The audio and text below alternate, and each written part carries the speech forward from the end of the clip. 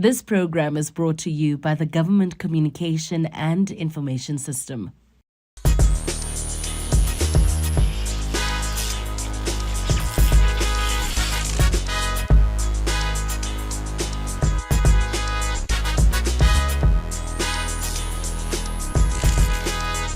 Sawubona mbukeli, this is Citizens Connect. La sikhuluma khona ngeenkinga esibhekane nazo emphakathini.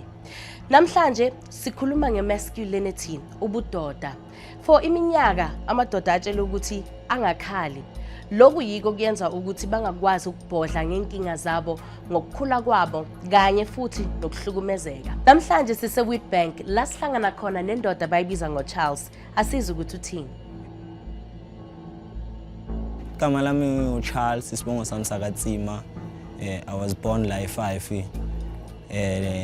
Ngakhulela lana for 4 years bangithatha ngisesemncane. Yeah, ngoba bebangithatha sona it's because abazali bami bashona yabo. So I had to move la ngoba bengimncane ngihlala nabosisi wami. Abosisi wami bebasafunda isikolo. Bebangebaze bakhona ukungigada in that time. So I had to go ngiyohlala nomalume wami le eThembisa. So bengifika le experience ezinye izinto ezibhaya yabo. Because bengifika lena ngithole like ifamily enye already siyaphila umama nobaba yabo. Angifika lapha mina I had to suffer because umalume wami bekumuntu osebenza ahamba yabo. Angishiya nomfazi wakhe nomfazi wakhe bekumuntu abusive yabo. Yeah, physically, emotionally yabo, everything. Charles omunye umngane angazi ukuthi imbizo ngomngane orubhuti. Understand nje ukuthi imbizo njani. Umngane wami ne umngane wami umuntu wekadila nento eziningi. Izinto ezipersonal to be exact, izinto ezipersonal. So malume wami bekumuntu ohambayo and umfazi kamalume wami beka owner itavern yabo. Yeah, beka own itavern, she was a tavern owner. Beka ngitreata kabuhlungu.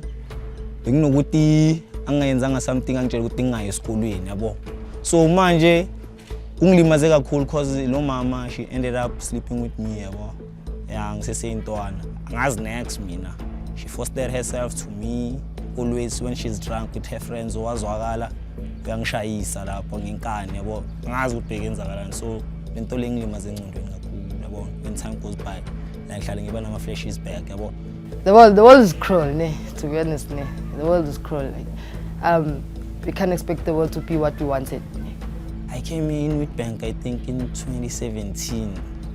Yeah, is when back I returned here. Yeah, I started opening like Busisiwe Mara, not that much, Mara because I was crying if I was because now bafaz.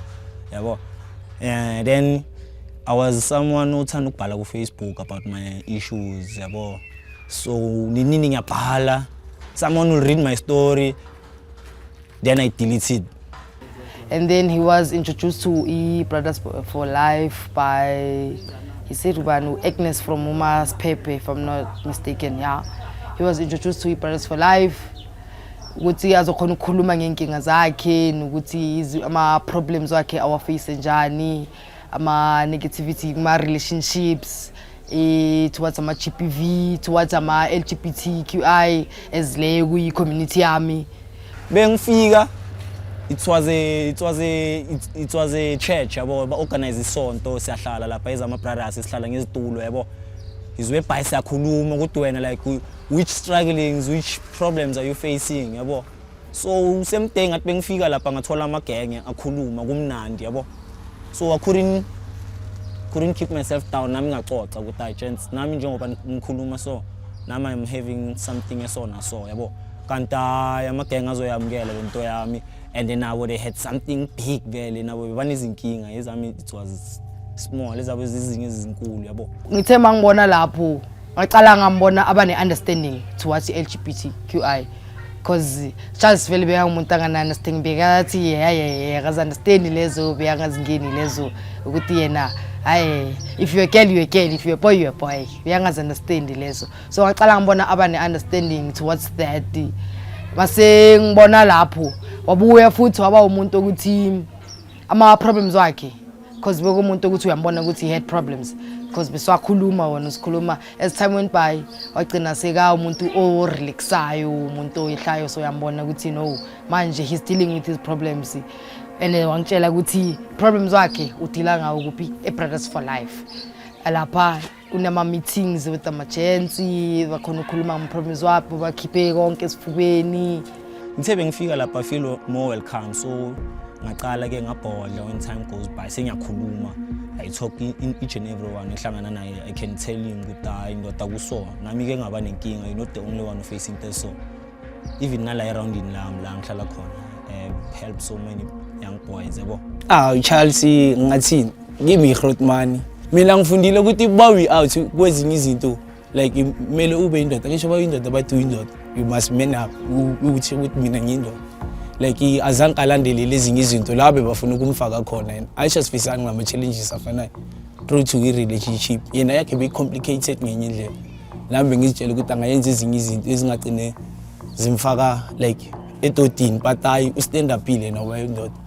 When I remember I had this girlfriend yabo in high school I think I was in grade 8 yeah lo ntombazana bengithanda yabo she was showing me love and support she was caring everything hey le ntombazana nayo hlala lana nela will mention a place makathanda ukuza yabona ezongishayela in round yabo so le ntombazana she will tell me ukuthi mina I'm too slow yabo cause she will get naked then I mean ngisabe nokumbamba then anga understand ukuthi like this guy is having a trauma man nentonyana ngato wazibona because lento bengizibona lapha kule ntombazana bengibona ezinye izinto mina hey nje yabo manje ntombazane begcina sengibiza ngegay yabo isitshela ukuthi maybe anginayo ama penis yabo so bekangithuka yabo I was feeling down then after ukujoin ama gang vele ayi izwe bias ngacala ngazibona ukuthi no Charles inja igame. Istory saka Charles sizwe subhlungu ngempela but at least he was able to find help. But what about the many other boys?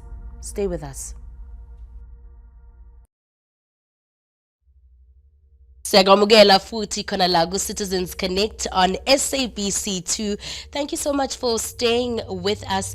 Mhlambe mawufuna ukujoina I-conversation le namhlanje sikhuluma nge-masculinity ubudoda in our communities. You can do so by hashtagging Citizens Connect. Mhlambe if unombuzo or khona nawe ofuna ukukushare in terms of your experience.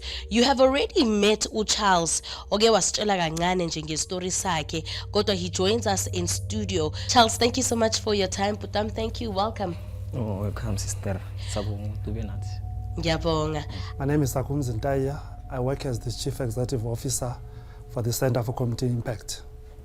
Charles' story is a very powerful story which shows the lived experiences, of young men and boys in South Africa that were coming from many social challenges that we're experiencing, including broken family structures, the need for care and love and support and mentoring of young boys and men. So waluza abazali bakho kuqala.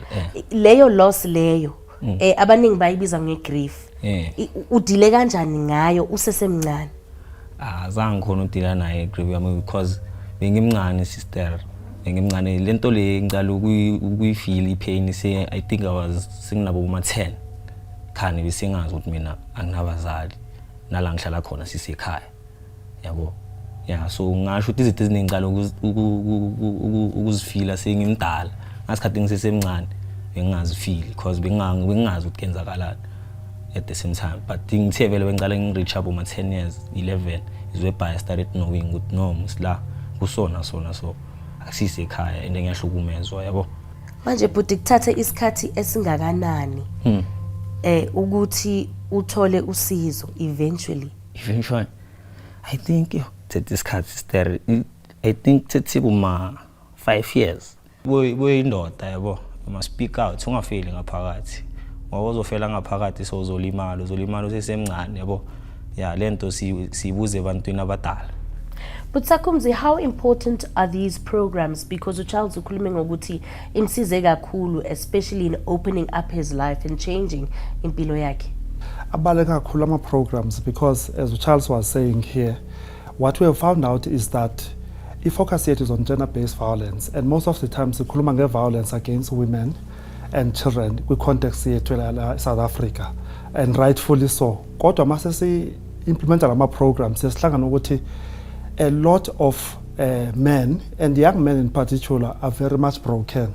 So sihlangana nabafana abaningi, many young boys and men who are broken, abanganayo indawo yothola usizo. And ukungatholi kwabo usizo is mainly because lesikhuluma ukuthi ama-social norms, ukuthi bakhuliswa kanjani. Uma ungumfana uyathula, akwazi ukukhuluma isikhathi esiningi. You know, you cannot talk, you must hide your feelings, your emotions. Ungakubonaka suba vulnerable isikhathi esiningi. Ngifuna ukuyibisela back to Charles. Charles, wena into obhekane nayo usesemncane, affecte kanjani in your adulthood, in your manhood? Ngoba namhlanje sikhuluma nge-masculinity. So izinto leyo abuse leyo boyithola ku-aunt wakho, ungakwazi ukuthola usizo masishane, affecte kanjani in your manhood?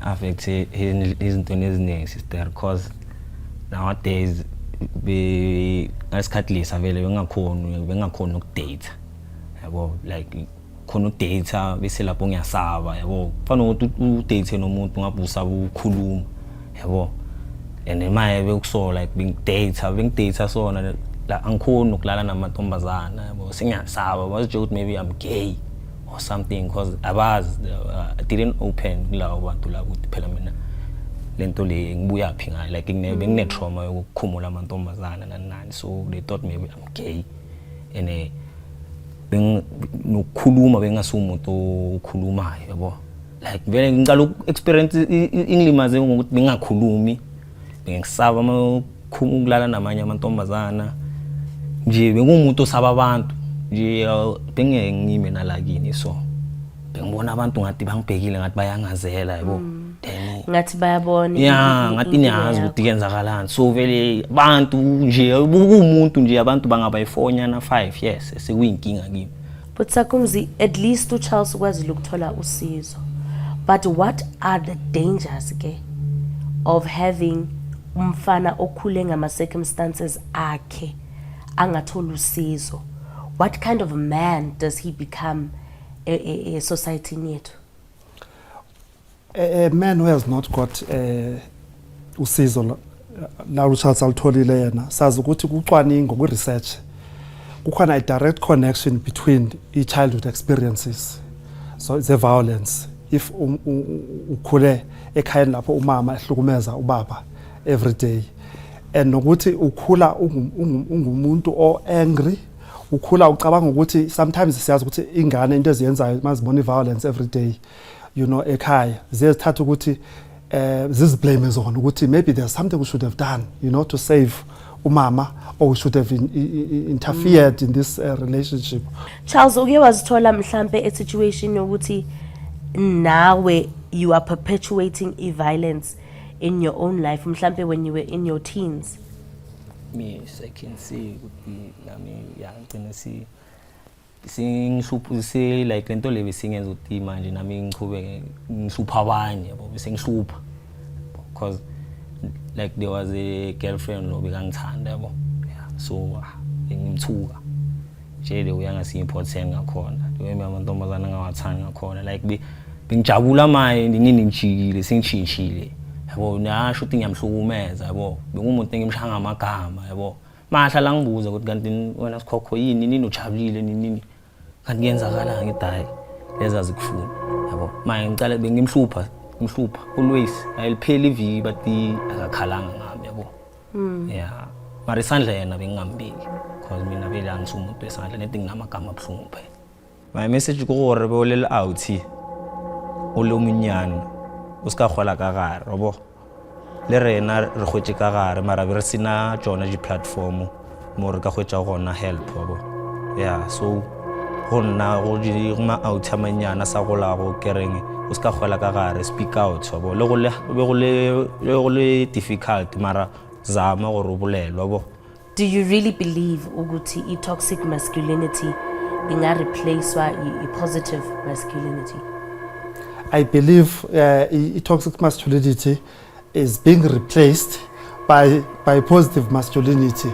We are creating a new man in South Africa, a man that is respecting, respecting women, respecting themselves, respecting human rights, because it's all about that. It's all about being a positive role model emphakathini. Uthi I have a contribution that I must make, emphakathini. So abantu abafana noCharles basiza lapho ukuthi we create this man that will really shine a spotlight, in our country. And I'm quite interested to find out ukuthi ama-interventions lawo okhuluma ngawo abaluleke kanjani, especially in schools where boys are still young and learning. Bahlala basho-ke ukuthi ligotshwa lisesemanzi. So what can we do, especially at the basic education level? We find that out after the break. You're still watching Citizens Connect. Back after the break. Usabukele iCitizens Connect khona la ku SABC2. Namhlanje sikhuluma ngobudoda. Inkinga eziningi esinazo emphakathini zingasolveka kakhulu ezikolweni. This is where young boys can be taught about masculinity, toxic masculinity, and also ukuthi singa replace kanjani with positive masculinity. Kodwa logo, is it even possible? Also in studio with us now is Uliko Bottoman, who is the Director for Social Cohesion and Equity at the Department of Basic Education. Thank you so much for having me, Busi. Perhaps asiqaleke ngoku explain i-department yakho or the unit that you're speaking for namhlanje.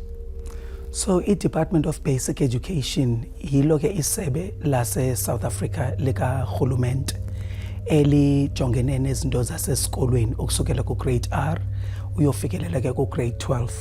So umsebenzi wethu kahle thina sifundisa abantwana besikolo ukuthi siba prepare ukuthi when they are going to come out babezi positive members of society. This conversation is very important because the work in schools is also very critical, that we should have programs that are within the schools. Into ebekayichaza uCharles, especially ngestory sakhe ukuthi wahlukumezwa kanje. Lokho bengizibuza kona ukuthi esikolweni, how is it that they were unable to identify ukuthi no umfana unenkinga? How is the basic education department trying to incorporate programs like that to ensure ukuthi bakhona ukubona learner for learner the struggles that they're dealing with? Sibonile Busi ukuthi otishara bethu sinabe ezikolweni are not always able to identify when children are going through trouble. I think Charles' story should be a lesson for all South Africans that young men and boys are not always perpetrators, but they are dealing with their own vulnerabilities, and we need to be in recognition of that. So siyibona ukuthi khona ingxaki enjalo ezikolweni, and so saqalisa ke sa trainer otishara ukuthi babe naso ese skill, ezi skills of basic counseling, nezi skills of being able to identify barriers to learning ezifana nezi uCharles sebez experience, because xa ungutishara trained, that means you are in tune with your learners and you'll be able to see when there's a change in behavior in your learners, and you won't overlook it, because sometimes you will overlook it purely because you don't know what to do with it should you dig deep to understand ukuthi zikhona na i-problems. Kunama teachers ke amaningi abukela ishow le, and I'm sure they might be saying ukuthi ngizo identify kanjani ama problems lawa ngidila ne overcrowding, ngizo identify kanjani ama problems lawa kungena ama resources esikolweni la ngifundisa khona. All of these things are connected. And these are the realities that we have in our schools, which we cannot run away from. And the issue of overcrowding, yes, it is a problem for learning. But for South Africa, and given where we come from, where education was inaccessible, it actually is a good problem. It says that more and more young children are accessing school. And so what we need to do as government is to just ensure that we open up bigger spaces for learning to happen effectively. As the Department of Basic Education, we experience a lot of pushback from those who don't understand what we're trying to do in as far as gender equity is concerned. And sometimes we doubt that we're on the right track. But stories like Charles's should teach us that we are actually on the right track. We should be affirmed about that, and we should continue with the mission of making sure that our schools becoming caring spaces. Mina ngicabanga ukuthi there should be more ama programs yabo around ama communities, ngabe community maybe yakuphi kuphi, like wonke amalokishini, even izikolo, even nasema crash yabo, njengoba utithe njengoba ushilo atilikoba basesemanzi singadi primary kuphela, siqale crash ukuthi engabushayo umntwana maybe yabona mharasa yabona linda amagama njalo, maybe waqale ngone crash le before so yali ema primary yabo. Yeah, izinto ezinjalo, create ama dialogues. There are still challenges in terms of accessing schools and working in different schools, but it showed the partnership that we have already with the Department of Basic Education. Charles njengoba ekhuluma earlier on ukuthi ama programs that my visited izikole so that lengane mine challenge esikolweni, they can come back to understand no Charles and other actors in the society, but the child can still get the same consistent positive message. So we're trying to close all those spaces because sibonile ukuthi if emphakathini there are areas where we are not penetrating with ama interventions wethu, inkinga iba lapho. Namasonto are very important for us. Nama traditional communities, you know, sebenza nenkosi ekuhlaleni, they are very, very important, those spaces for us to get the same message so that when someone is moving in those different spaces, there is the same consistent message across. And I like what he was saying, Uguti. It all starts with love. And perhaps that's where we should be looking at, not just Ekolweni, but Emakaya as well.